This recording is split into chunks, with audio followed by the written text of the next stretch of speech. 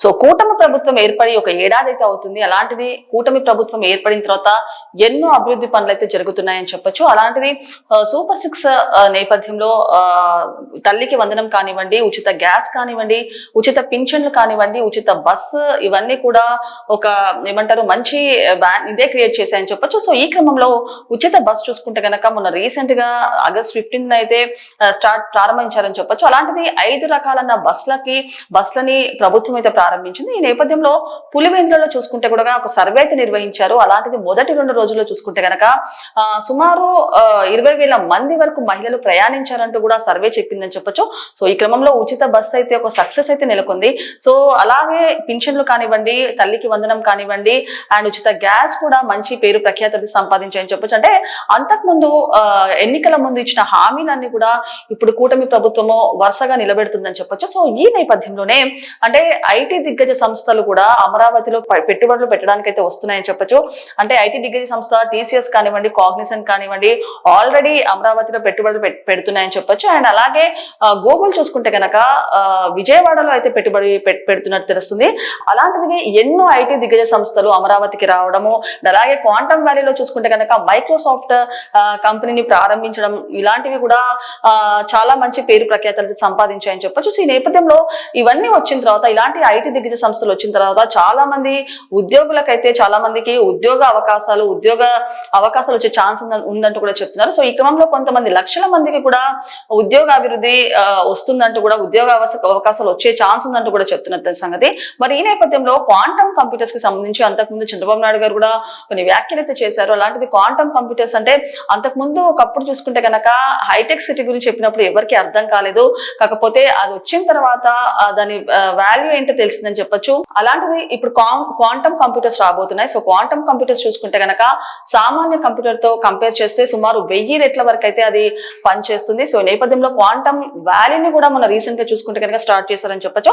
అలాంటిది క్వాంటమ్ వ్యాలీలో మైక్రోసాఫ్ట్ సంస్థను కూడా స్టార్ట్ చేశారు. సో ఈ క్రమంలోనే ఒక వైపు ఐటీ దిగ్గజ సంస్థలు అమరావతిలో పెట్టుబడులు పెడుతుంటే, మరోవైపు IIPM అంటే Indian institute of plantation management కూడా స్టార్ట్ చేశారు. అంటే అది చూసుకుంటే కనుక విజయవాడలో సుమారు 15 ఎకరాల్లో ప్రారంభించారని చెప్పొచ్చు. యాక్చువల్ గా IIPM తీసుకుంటే కనుక మొత్తంగా 3 బ్రాంచెస్ ఉన్నాయి. ఒకటి కర్ణాటక, ఒకటి అస్సాం, మరొకటి చూసుకుంటే కనుక విజయవాడ అని చెప్పొచ్చు. అలాంటిది విజయవాడలో IIPM స్టార్ట్ చేసిన తర్వాత నిజంగానే అమరావతి యొక్క రూపురేఖలు కూడా మారిపోతున్నాయని చెప్పొచ్చు. సో ఈ నేపథ్యంలో అంటే ఇవే కాకుండా స్మార్ట్ కార్డ్స్ అంటే స్మార్ట్ రేషన్స్ కార్డ్ రావడము కూడా మన జరిగింది. ఆగస్ట్ 25న ప్రారంభించారు స్మార్ట్ రేషన్స్ కార్డ్. సో అలాంటివి స్మార్ట్ రేషన్స్ కార్డ్స్ వచ్చాయని చెప్పొచ్చు. అంటే సర్వర్ ప్రాబ్లమ్స్ కానివ్వండి, వేలి ముద్రలు ఇలాంటివి నివారించడానికి స్మార్ట్ రేషన్స్ కార్డ్స్ అయితే వచ్చాయని చెప్పొచ్చు. నేపథ్యంలో సెప్టెంబర్ నుంచి ఇది అమల్లోకి రానుంది. సో మరి ఈ క్రమంలోనే ఎన్నో అభివృద్ధి పనులు అయితే చోటు చేసుకుంటున్నాయి. అంటే అంతకుముందు కూడా చూసుకుంటే IIPM కానివ్వండి, లేకపోతే సూపర్ 6 పథకాలు కానివ్వండి, లేకపోతే ఉచిత బస్సు, ఉచిత గ్యాస్ ఇలాంటివి కానివ్వండి, ఇవన్నీ కూడా ప్రజలకు ఎంతో సహకారంగా ఉంటున్నాయని, ఎంతో ఉపయోగపడుతున్నారంటూ కూడా ప్రజలైతే హర్షం వ్యక్తం చేస్తున్నారని చెప్పొచ్చు.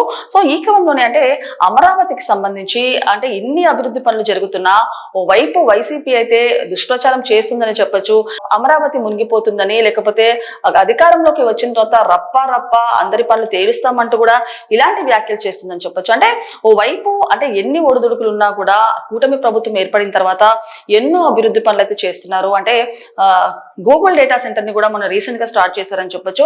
అది కూడా 200 ఎకరాల్లో సమీపంలో కూడా అది విజయవాడలో అయితే స్టార్ట్ చేశారు. సో ఈ క్రమంలోనే అంటే మొట్టమొదటి సెంటర్ అని చెప్పొచ్చు. సో ఈ నేపథ్యంలో అమరావతి అభివృద్ధి పనులు చూసుకుంటే ఇటు ఐటీ కానివ్వండి, సూపర్ 6 కానివ్వండి, పథకాలు కానివ్వండి, ఇలా అన్ని రకాలుగా చూసుకుంటే కనుక దూసుకెళ్తుందని చెప్పొచ్చు. అలాంటిది ఎన్నో వేరే సంస్థలు కూడా అంటే మహీంద్రా సంస్థ కూడా పెట్టుబడులు పెట్టడానికి అయితే తయారవుతుందని చెప్పొచ్చు. ఇలా అన్ని రకాల సంస్థలు అంటే ఐటీ దగ్గర నుంచి సాఫ్ట్వేర్ దగ్గర నుంచి వేరే ఇతర సంస్థలు కూడా అన్ని రకాల సంస్థలు కూడా ఇక్కడ పెట్టుబడి పెట్టి అమరావతిని రూపురేఖలు మార్చడానికి అయితే ట్రై చేస్తున్నారని చెప్పొచ్చు.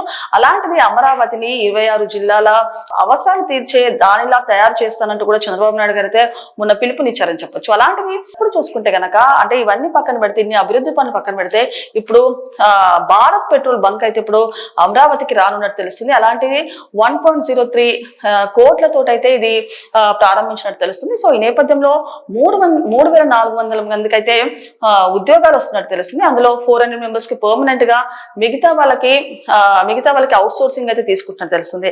సో ఈ నేపథ్యంలో ఇప్పుడు బీపీసీ అమరావతికి రావడంపై ప్రజలు కూడా హర్షం వ్యక్తం చేస్తున్నారు. అలాంటిది త్వరలోనే భారత్ పెట్రోల్ బంక్ అమరావతికి రానుంది. సో ఈ నేపథ్యంలో ఒకసారి దాని డీటెయిల్స్ ఏంటో ఒకసారి పూర్తి స్థాయిలో విశ్లేషించుకుందాం. సో మనం చూడొచ్చు, ఆంధ్రప్రదేశ్ లోని ప్రతిపాదిత 9 మిలియన్ మెట్రిక్ టన్నుల గ్రీన్ ఫీల్డ్ రిఫైనరీ మరియు పెట్రోకెమికల్ కాంప్లెక్స్ కోసం నిబంధనలు సిద్ధం చేయడానికి పర్యావరణం, అటవీ మరియు వాతావరణ మార్పుల మంత్రిత్వ శాఖ ఆధ్వర్యంలో ఒక కమిటీ బీపీసీఎల్ కి అనుమతి ఇచ్చింది. సో ఆగస్టు 29న జరిగే మంత్రిత్వ శాఖ ఆధ్వర్యంలో నిపుణుల అంచనా కమిటీ సమావేశం యొక్క మినిట్స్ ప్రకారం ఈ ప్రాజెక్ట్ వ్యయం 42 నెలల్లో పూర్తి చేసే షెడ్యూల్ తో 1.03 లక్షల కోట్లతో అవుతుంది. సో నిర్మాణ దశలో మొత్తం 3400 ఉద్యోగాలు మరియు 3750 కార్యాచరణ దశలో అండ్ వీటిలో 1250 శాశ్వత అండ్ 2500 మంది తాత్కాలికంగా ఉన్నట్టు తెలుస్తుంది. So Bharat petroleum corporation limited ఈ ప్లాంట్ ని ఆంధ్రప్రదేశ్ లోని శ్రీ పొట్టి శ్రీరాములు, నెల్లూరు జిల్లా గుడ్లూరు మండలం చేవూరు గ్రామంలో ఏర్పాటు చేయాలని ప్రతిపాదిస్తుంది. సో మరి ఈఏసీ సమ్మతి స్థితి మరియు సమర్థన సంతృప్తికరంగా ఉందని గుర్తించింది. చర్చల తర్వాత ప్రాజెక్టులకు వర్తించే ప్రామాణిక టీఓఆర్లతో పాటు వివరాత్మక ఈఐఏ మరియు ఈఎంపీ అధ్యాయాన్ని చేపట్టడానికి శ్రీ పొట్టి శ్రీరాములు, నెల్లూరు జిల్లా ప్రజా విచారణతో పాటు కింద నిర్దిష్ట టీఓఆర్లను సూచించడానికి ప్రాజెక్ట్ ప్రతిపాదనను కమిటీ సిఫార్సు చేసిందని కమిటీ తెలిపింది. సో పెట్రోలియం కంపెనీని పబ్లిక్ హియరింగ్ నిర్వహించి ప్రిసైడింగ్ ఆఫీసర్ సంతకం చేసిన ప్రొసీడింగ్స్ వివరాలు, హాజరు షీట్లు, పబ్లిక్ హియరింగ్ సమయంలో లేవనెత్తిన సమస్యలను పరిష్కరించడానికి కార్యాచరణ ప్రణాళిక, బడ్జెట్ కేటాయింపు మరియు కాలక్రమం వంటి వాటితో ఒక నివేదికను సిద్ధం చేయాలని ఈఏసీ కోరింది. ప్రాజెక్ట్ సైట్ నుండి 10 కిలోమీటర్ల దూరంలో జాతీయ ఉద్యానవనాలు, వన్యప్రాణుల అభయారణ్యాలు, బయోస్పియర్ రిజర్వులు, టైగర్ ఆర్ ఎలిఫెంట్ రిజర్వులు లేవు. సో బంగాళాఖాతం తూర్పు దిశలో 3 కిలోమీటర్ల దూరంలో బకింగ్ హోమ్ కాలువ శుద్ధి కర్మాగారానికి తూర్పు 50 కిలోమీటర్ల దూరంలో ప్రవహిస్తుందని ఈఏసీ తెలిపింది. అలాంటిది 9 ట్రిలియన్ టన్నులతో గ్రీన్ ఫీల్డ్ రిఫైనరీ అండ్ అలాగే భారత్ పెట్రోలియం బంక్ అయితే ఇక్కడికి రాబోతున్నట్టు తెలిసింది. అమరావతికి అయితే 1.03 లక్షల కోట్లతోటి ఈ ప్రాజెక్ట్ అయితే నిర్మించబోతుంది. అలాంటిది 3400 మందికి అయితే ఉద్యోగ అవకాశాలు వచ్చే ఛాన్స్ అయితే ఉందని చెప్తున్నారు. సో 400 చూసుకుంటే గనక పర్మనెంట్ బేసిస్ అండ్ అలాగే 3000 చూసుకుంటే గనక టెంపరీ బేసిస్ మీద తీసుకుంటున్నట్టు తెలిసింది.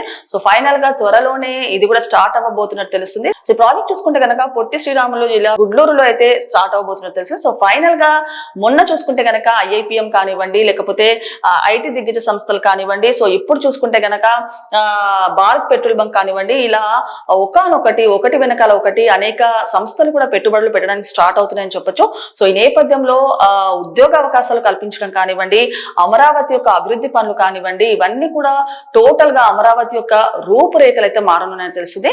కూటమి ప్రభుత్వం ఏర్పడిన తర్వాత సో ఇలాంటి అభివృద్ధి పనులు అయితే జరుగుతున్నాయని చెప్పొచ్చు. అలాంటిది ఇప్పుడు అనంతపురంలో చూసుకుంటే కనుక 10వ తారీఖున సూపర్ 6 సూపర్ హిట్ అనే పేరుతో బహిరంగ సభ కూడా నిర్వహించబోతున్నారు. సో అధికారంలోకి వచ్చిన తర్వాత 3 పార్టీలు కలిసి ఉమ్మడిగా పెడుతున్న మొదటి సభ ఇది అని చెప్పొచ్చు. అలాంటిది అభివృద్ధి కూటమి ప్రభుత్వం ఏర్పడిన తర్వాత ఎలాంటి అభివృద్ధి పనులు జరిగాయో అవన్నీ ప్రజలకు తెలపడానికి ఈ కార్యక్రమానికి ముందుంచారని చెప్పొచ్చు. ఈ నేపథ్యంలో ఈ కార్యక్రమానికి కోసం కూడా సన్నాహాలు అయితే చేస్తున్నారు. సో ఇందులో ఎలాంటి అంటే ఏ సంస్థలు, ఐటీ దిగ్గజ సంస్థలు, లేకపోతే ఇలాంటి అభివృద్ధి కార్యక్రమాలు జరిగాయో కూటమి ప్రభుత్వంలో అవన్నీ లిస్ట్ అవుట్ చేసి కూడా ఈ కార్యక్రమంలో కూడా చెప్పనున్నట్టు తెలుస్తుంది. అలాంటిది ఈ కార్యక్రమం చూసుకుంటే గనక చాలా మంది అంటే టీడీపీ వాళ్ళు కానివ్వండి, జన సైనికులు కానివ్వండి, అలాగే చాలా మంది కూడా కూటమి ప్రభుత్వం వాళ్ళు కూడా వేచి చూస్తున్నారని చెప్పొచ్చు. సో ఈ నేపథ్యంలో ఫైనల్ గా చూసుకుంటే గనక అమరావతి యొక్క రూపురేఖలు అయితే మారిపోతున్నాయి. అమరావతిలో కొత్త జోష్ అయితే నిండిందని చెప్పొచ్చు. సో ఈ నేపథ్యంలో అమరావతి ఇప్పుడు చూసుకుంటే గనక టోటల్ గానే చేంజ్ అయిపోయింది. అంటే అంతకు ముందుతో కంపేర్ చేస్తే ఇప్పుడు అమరావతి యొక్క